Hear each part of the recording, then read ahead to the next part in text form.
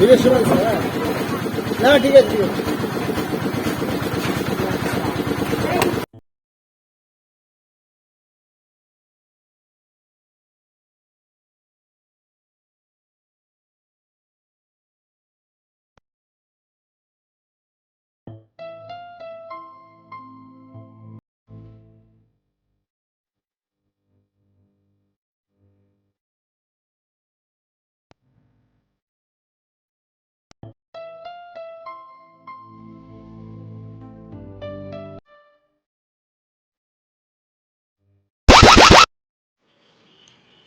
হে guys, good morning.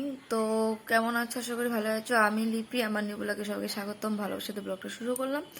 তো দেখতেই পাচ্ছ সকাল সকাল ব্লগ নিয়ে চলে এসেছি। এখন বাজে হলো কয়টা, 7:55। তো তোমরা তো দেখেছো যে কালকে রাতে আমাকে ছোট্ট আমি একটা কালকে সারপ্রাইজ পেয়েছি রাতে। তো আমি খুব খুব খুশি হয়েছি। আমি ভাবতে পারিনি যে আমি সারপ্রাইজ পাবো। আর ঘুম থেকে উঠে দেখছি তোমরা আমাকে অনেক অনেক অনেক ভালোবাসা দিচ্ছ। অনেক অনেকে আমাকে বার্থডে উইশ করেছো, অনেকে আমাকে অনেকে সবাইকে দেখছি স্টোরি লেগিয়েছো। তো তোমাদের সবাইকে সবাইকে সবাইকে থ্যাংক ইউ, অনেক অনেক ধন্যবাদ। খুব খুব ভালো লেগেছে আমার। আর তোমরা এইভাবে আমার পাশে থেকো। আর আমি কি বলবো আর, তো দেখতেই পাচ্ছ আজকে কিছু বলার মতো নেই। তো সবাইকে অনেক অনেক ধন্যবাদ।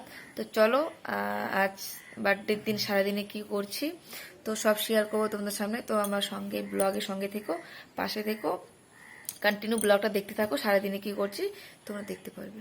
তো চলো, আমি ঘুম থেকে উঠে গিয়েছি। আমি এখন বাড়ির কাজগুলো কমপ্লিট করে নিয়ে চান করে পুজো দিয়ে দিই, তারপর কথা বলছি। চলো, টাটা। তো গাইজ দেখতেই পাচ্ছ আমি কাজ টাজ সেরে পুজো দেওয়া কমপ্লিট হয়ে গিয়েছে। আর আমি এখানে বসে আছি। তো বসে বসে দেখছিলাম যে আমাকে কে কে উইশ করেছে আরো। তো এখন অবধি তো আমি এখন মানে ঢুকিনি, ইনস্টাতে ঢুকিনি বা ফেসবুকে ঢুকিনি বা আমার এফবিতেও ঢুকিনি। তো চলো আমি একটু কিছু খেয়ে নিই। আর তোমাদের বলেছি যে আমার কদিন ধরে শরীরটা খারাপ, জ্বর, তো ওষুধ খেতে হবে। তো চলো আমি কিছু খেয়ে নিই, তারপর কথা বলছি। টাটা। তো গাইজ ঘুম থেকে উঠে দেখছি তোমরা আমাকে অনেকে অনেক অনেক উইশ করেছো। তো সবাইকে অনেক অনেক ধন্যবাদ, থ্যাংক ইউ জানাই। বড়দের জানাই আমার প্রণাম, ছোটদের জানাই আমার ভালোবাসা। তো আমাকে বড়রা আমাকে আশীর্বাদ দিও, আর ছোটরা আমাকে ভালোবাসা দিও। আর যাই হোক, দেখতে পাচ্ছ এখানে আমাকে অনেকে অনেকে অনেকে আমাকে উইশ করেছে। তো সবাইকে বলি আমি থ্যাংক ইউ, থ্যাংক ইউ। আর এইভাবে আমাকে ভালোবেসে থেকো।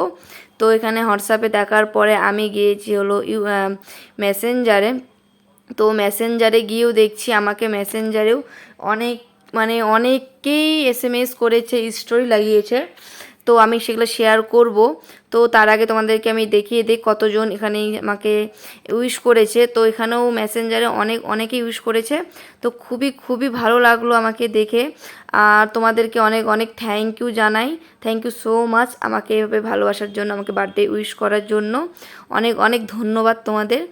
তো দেখতেই পাচ্ছ এখানে কতজন আমাকে বার্থডে উইশ করেছে। তো এই যে অনেকে করেছে, অনেকে স্টোরিও লাগিয়েছে। তো চলো, তো এসএমএস দেখে এটাকে আমরা গিয়েছিলাম একটু মন্দিরে ঘুরতে। মনটা খুব ঘুরু ঘুরু ইচ্ছে করছিল। আর তার মধ্যে আজকে বার্থডে বলে কথা। তো দাদাভাইকে বললাম যে দুপুরে মন্দিরে যাব, বলছে ঠিক আছে যেও। তো আমি আর দিদিভাই রেডি হয়ে বেরিয়ে পড়লাম মন্দিরে যাওয়ার জন্য। আর এখানে লেগে গেছে ট্রাফিক জ্যাম। মানে কি বলবো, এত ছোট ছোট মানে গাড়িটা ঘুরোতে পারবে না, সেটা ভালো কথা।